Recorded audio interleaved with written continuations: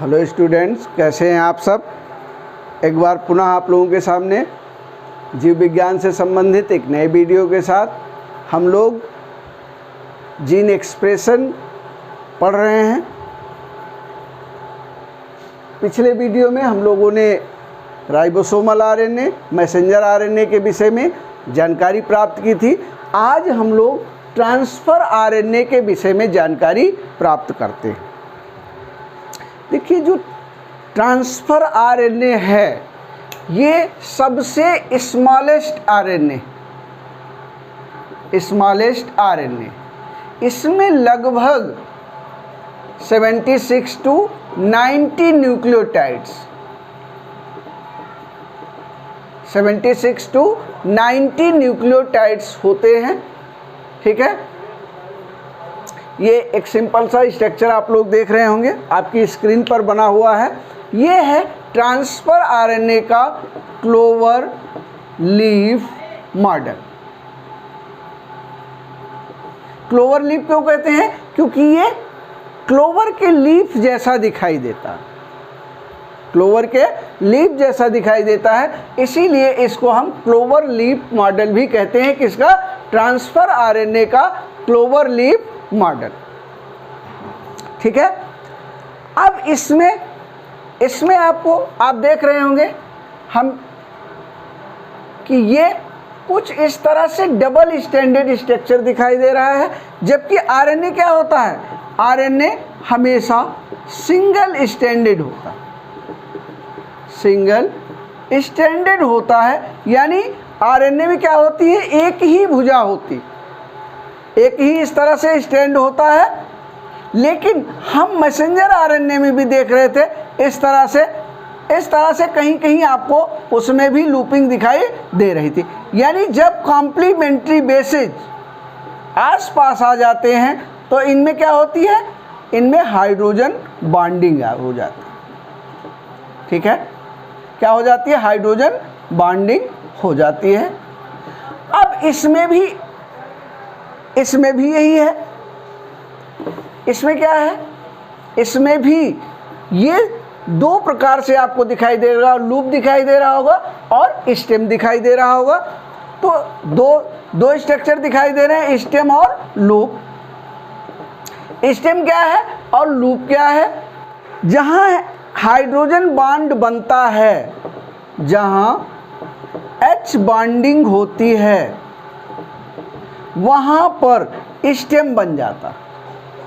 ठीक है, और जहाँ H बॉन्डिंग नहीं होती है, हाइड्रोजन बॉन्डिंग नहीं होती है, वहाँ क्या बन जाता है? लूप बन जाता है। ठीक है, समझ रहे हैं ना? स्टेम और लूप, दो प्रकार के स्ट्रक्चर। स्टेम दिखाई दे रहा होगा आपको और ये लूप, 1 2 3 लूप दिखाई दे रहे हैं और आपको 4 स्टेम दिखाई दे रहे हैं। 1 2 3 4 स्टेम दिखाई दे रहे हैं और 3 लूप दिखाई दे रहे हैं। ये हो गया। आइए अब हम एक एक लूप के विषय में जानते हैं, एक एक स्टेम के विषय में जानते हैं। देखिए, पहला है एक्सेप्टर स्टेम। पहला है एक्सेप्टर स्टेम। एक्सेप्टर स्टेम, ये स्टेम। देखिए, यही वो स्टेम है जहां पर जो एक्टिवेटेड एमिनो एसिड जो है वो बॉन्डिंग करता है। किसके साथ? ये जो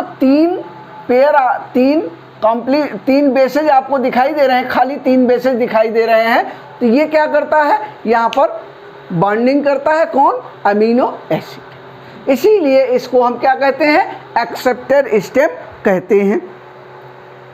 ठीक है, यहाँ पर एक्टिवेटेड अमीनो एसिड जुड़ता है। ठीक है, अच्छा एक चीज़ और, आप ये देख रहे होंगे डबल स्टैंडर्ड स्ट्रक्चर की तरह दिखाई दे रहा है, लेकिन देखिए यहाँ 3 प्राइमर, यहाँ 5 प्राइम, 3 प्राइम एंड और 5 प्राइम एंड, यानी ये 3 प्राइम एंड और 5 प्राइम एंड, ठीक है,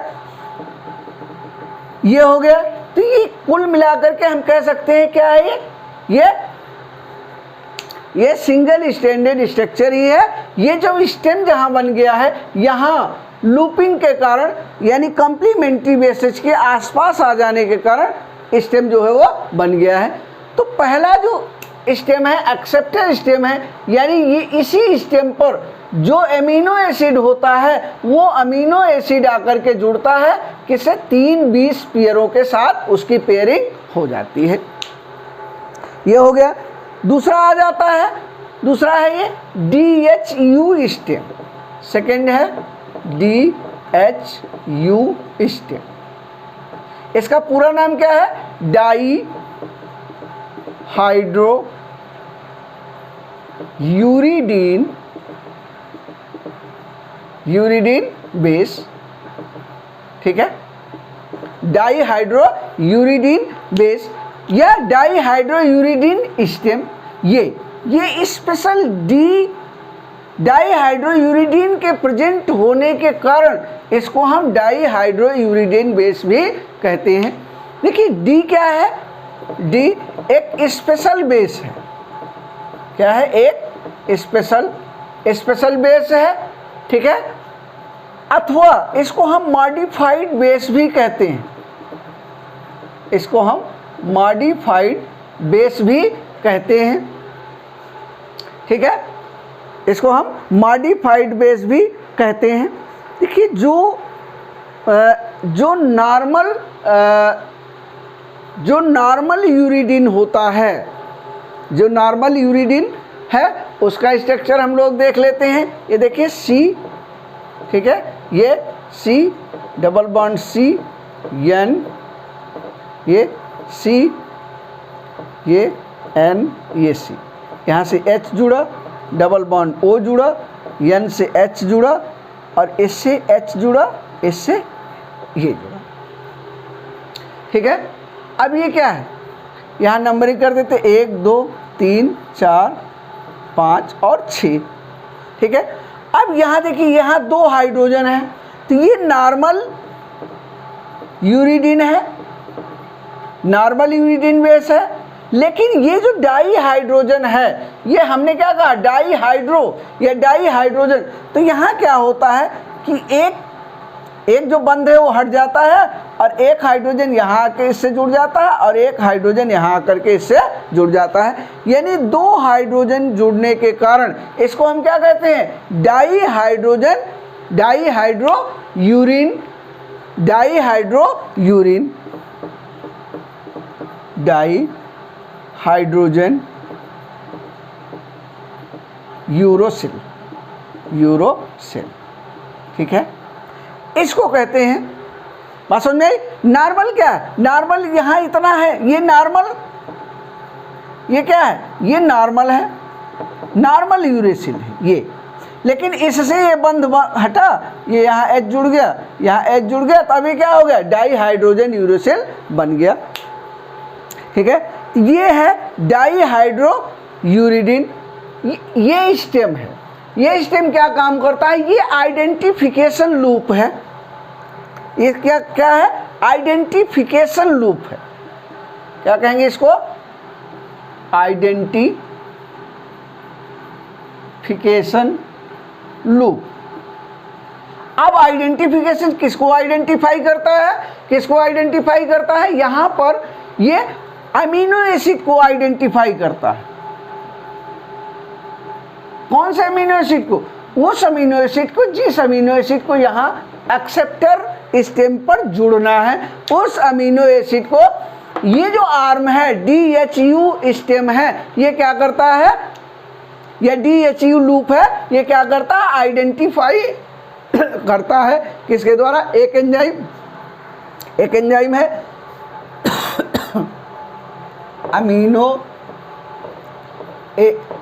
amino acid transfer RNA synthetase, ये एंजाइम है। ये कहाँ पाया जाता है एंजाइम, इस आर्म पर प्रेजेंट होता है। और ये क्या करता है, कौन से अमीनो एसिड को यहाँ जुड़ना है वो आइडेंटिफाई करता है कि कौन से अमीनो एसिड को ला करके यहाँ पर जोड़ना है। तो इसीलिए इसको हम आइडेंटिफिकेशन लूप भी कहते हैं। ठीक है, ये जो है आरएनए को क्या करता है, आइडेंटिफाई करता है। ठीक है ना, आरएनए को ये आइडेंटिफाई करता है। ठीक है, ये हो गया। तीसरी भुजा आ जाती है, जो थर्ड बेस है, वो है एंटीकोडॉन लूप या एंटीकोडॉन स्टेप। जो नेक्स्ट है वो है नंबर 3 एंटीकोडॉन लूप। ठीक है, या स्टेम। अब ये एंटीकोडॉन क्या है, ठीक है, देखिए ये हो गया messenger RNA 5 prime and 3 prime. यहाँ पर जो बेसेज हैं,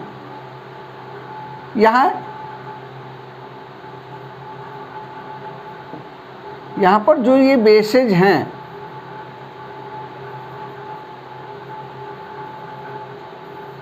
ये यहाँ जो कोडान है, ये क्या है, कोडान है। कैसे कोडान है, ये कोडिंग सीक्वेंस है, ट्राई कोड है, ट्रिपलेट हैं, ट्रिपलेट जेनेटिक कोड है। ठीक है, ये जो कोडान है इसके एंटी कोडान यहाँ प्रेजेंट है। मान लीजिए यहाँ है GCA, तो यहाँ क्या होगा UGA। ठीक है, यदि कोडान क्या है GCA है, तो ये क्या है UGA। इस पर जिस ट्रांसफर आरएनए की आर्म में इस प्रकार का एंटीकोडॉन होगा, वो इससे आकर के जुड़ेगा। बात समझाई, वो इससे आकर के जुड़ेगा। अच्छा, एक चीज और देखिए, ये जो 2 पेयर हैं, ये यानी इनमें से 2 पेयर, 3 कोडानों में से 3 कोडान है, तो 2 पेयर तो कोड और एंटी कोड क्या होते हैं, दोनों के एंटी कोड। लेकिन और ये कैसा बंध बनाते हैं, मजबूत बंध बनाते हैं। कैसे बंध बनाते हैं, मजबूत बंध बनाते हैं। लेकिन ये जो तीसरा क्षारक है, इधर इसके कोडान का और इसके एंटीकोडॉन का, जो तीसरा क्षारक है ये ढीला बंध बनाता है। ठीक है, ये दोनों तो टाइट बंध बनाते हैं 2 क्षारक, लेकिन ये तीसरा जो बंध है ये ढीला बंध बनाता है, अर्थात ये वोवेल अवस्था में रहता है, वोवेल अवस्था में होता है। कहीं कहीं किसी किताब में देखिए वाटसन क्रिक, जो वाटसन क्रिक बेस पेयरिंग है, वो क्या है, वाटसन क्रिक बेस पेयरिंग क्या है, ए टी से जुड़ता है, जी सी से जुड़ता है। ठीक है, और ए यू से जुड़ता है। यह है वाटसन क्रिक बेस पेयरिंग। इसमें क्या होता है, ये होते हैं आरएनए में, ये चारों होते हैं। अब ये इसको किससे जुड़ना चाहिए, ए को यू से जुड़ना चाहिए, जी को किससे जुड़ना चाहिए, सी को, या सी को जी से और यू को ए से। तो ये जो बेस पेयर हैं, 2 बेस पेयर, ये तो सही जुड़ते हैं, ये यहाँ के 2 बेस पेयर। लेकिन जो तीसरा बेस पेयर है, ये जरूरी नहीं है कि यू ए के साथ जुड़े अथवा सी जी के साथ ही जुड़े, ये आवश्यक नहीं है। कहीं किसी किताब में ये दिया हुआ है, किसी किताब में दिया हुआ है कि जो ये तीसरा बंध है ये ढीला बंध होता है, अर्थात वोवेल अवस्था में होता है। इसी अवस्था को हम वोवल हाइपोथेसिस कहते हैं, वोवल हाइपोथेसिस कहते हैं। इसको याद रखिएगा, ध्यान रखिएगा, वोवल हाइपोथेसिस किसी को कहते हैं। इसका उत्तर एक ही है कि ये मैसेंजर आरएनए मैसेंजर आरएनए के कम बेस पर कोडान पर जो ट्रांसफर आरएनए का एंटी कोडान जुड़ता है उसमें दो कोड तो मजबूती के साथ जुड़ते हैं, लेकिन जो तीसरा कोड होता है, तीसरा जो एंटी कोडान है, तीसरा क्षारक है, वो ढीली अवस्था में होता है, अर्थात वोवेल अवस्था में होता है, ढीला बंध बनाता है। इसी अवस्था को हम बॉबल हाइपोथेसिस कहते हैं। ये हो गया, ठीक है। ये एक महत्वपूर्ण चौथा आता है, चौथी जो आर्म आती है उसको हम कहते हैं टी साई आर्म। जो फोर्थ आर्म है उसको कहते हैं टी साई सी आर्म या स्टेम, ठीक है। अब एक चीज और देख रहे होंगे, ये टी देख रहे हैं, ये टी का मतलब थाइमिन, टी का मतलब क्या है, थाइमिन है। देखिए हम जानते हैं आरएनए में थाइमिन नहीं होता है, आरएनए में थाइमिन प्रेजेंट नहीं होता है, लेकिन ये क्या है, एक एक्सेप्शन है। एक क्या है, ये एक्सेप्शन है। किसके लिए, यहाँ पर इस ट्रांसफर आरएनए के लिए एक एक्सेप्शन है कि इस भुजा में एक थाइमिन भी उपस्थित होता है। इस भुजा को हम राइबोसोम बाइंडिंग साइट भी कहते हैं। अब ये क्यों कहते हैं बता रहे हैं आपको। सबसे पहले ये जान लिया आप कि इस भुजा में एक थाइमिन होता है जो आरएनए में उपस्थित नहीं होता, लेकिन ये एक्सेप्शन के तौर पर इस भुजा में, इस आर्म में उपस्थित होता है, ठीक है। अब इस साई का क्या मतलब है, साई का मतलब, ठीक है, साई का मतलब ये साई है। साई का मतलब होता है स्यूडो यूरिडीन बेस। इसका पूरा क्या नाम क्या है, स्यूडो यूरिडीन बेस, ठीक है। तो ये अब एक देख लेते हैं, जैसे ये हो गया, ये यहाँ 3 कोड हो गए, ठीक है। ये हो गया इसका कोडान, और ये हो गया इसका एंटी कोडान। बात समझ आई। ये हो गए 5 डिग्री 5 प्राइम, ये हो गया 3 प्राइम एंड। अब इसमें जो है ये स्यूडो यूरिडीन बेस है, राइबोसोम बाइंडिंग साइट है। देखिए इसमें 3 साइट होती हैं, एक बार फिर देख लेते हैं इसको। इसमें 3 साइट होते हैं,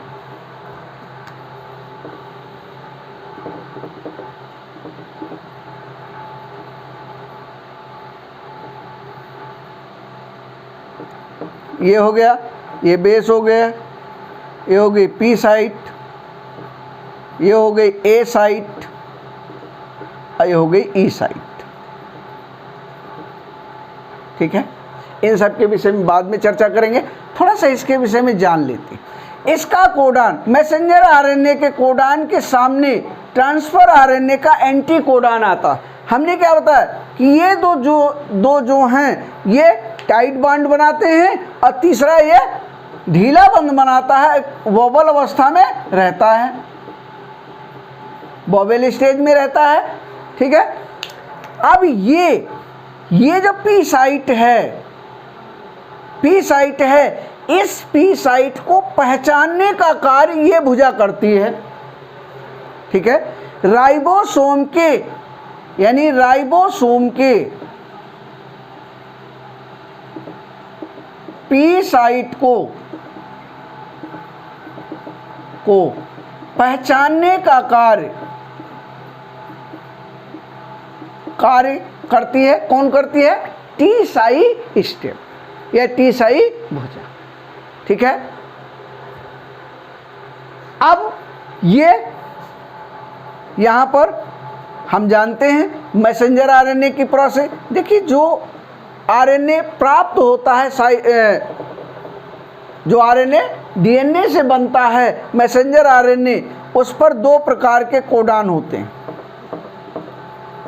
एक्सॉन, इंट्रॉन, फिर एक्सॉन, फिर इंट्रॉन। यानी ये जो एक्सॉन है ये एक्टिवेटेड है, ये इंट्रॉन क्या है, नॉन कोडिंग सेगमेंट्स हैं, और ये कैसे हैं, कोडिंग सेगमेंट है। इनकी प्रोसेसिंग होती है, ठीक है, इनकी प्रोसेसिंग होती है, इसको बोलते हैं स्प्लिसिंग।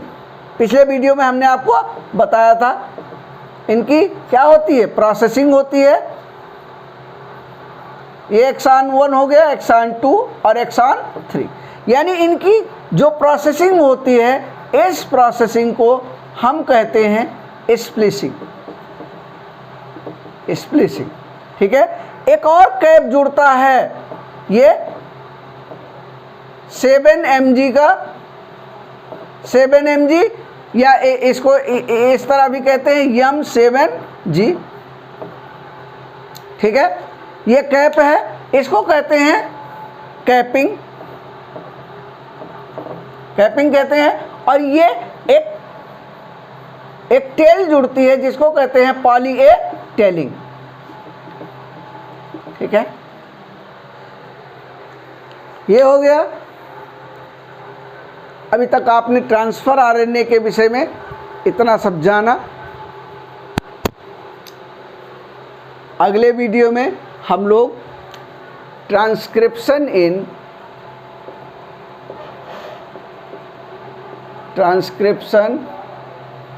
इन प्रोकैरियोट्स के विषय में जानेंगे। आपको हमारी वीडियो कैसी लगी कमेंट करके कमेंट सेक्शन में ज़रूर बताइएगा। कोई समस्या हो तो वहाँ पर हमको आप कमेंट कर सकते हैं, आपकी समस्या का समाधान कमेंट के माध्यम से किया जाएगा। इस वीडियो को ही समाप्त कर रहे हैं। आप लोगों का बहुत बहुत धन्यवाद।